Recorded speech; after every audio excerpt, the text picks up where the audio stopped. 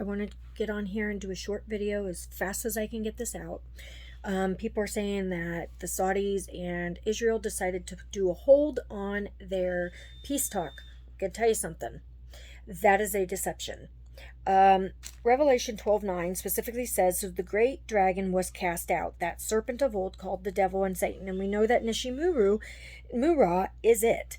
Okay, that is Satan, who deceives the whole world. And there's a semicolon. Okay, so he's already on here deceiving the world. How's he going to do that? There has to be some source of time period, a silence in heaven.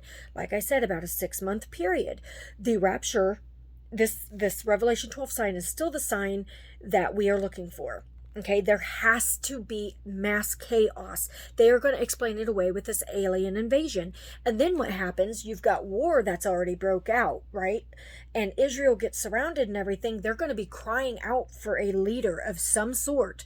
And then you're going to have the Antichrist, once his temple is built, and the abomination that makes desolate next year of 2024. Perfect timing. March, April, the barley harvest, our new year, spring, all that, and the eradication of their temple. Perfect time for a deception to rise up and do this other peace deal. And I want to read you in Isaiah 42. This is what I was led tonight. Excuse me, hold on. Boy, Satan don't want me getting that out, does he? This is not freaking me out. I'm just saying, we're still leaving. So, anytime. So, because the heavens declare your glory, and that's exactly what God has been showing me tonight. The heavens, okay? Back then, when the wise men were here, they did not have phones. They didn't have TVs. They didn't have radios. They only had the constellations, the star to go off of that, which led them 2.5 years later to what? Jesus. They looked for the signs. Okay? And when God says the heavens declare your glory, and I'm going to give you signs and wonders, that's exactly what he's doing in the sky. He is now leading us this time, over 2,000 years later, to what? His return. The heavens are declaring his glory. Okay, so the rapture happens, and then the peace deal. We have to be gone.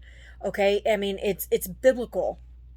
I personally do not know the day or hour. I know he's going to reveal to us, and we are still in a high rapture time because of the constellations. The constellations, regardless, are not going to be on hold, and all of a sudden these stars and these comets are going to go and blast off, all over. That's not how God works. God is a God of order, and there has to be some type of order, and order comes out of chaos. Okay, like I said, there has to be some type of time period. So now I'm going to read you Isaiah 42, 6-9. I, the Lord, have called you in righteousness and will hold your hand. There's a semicolon. I want to stop.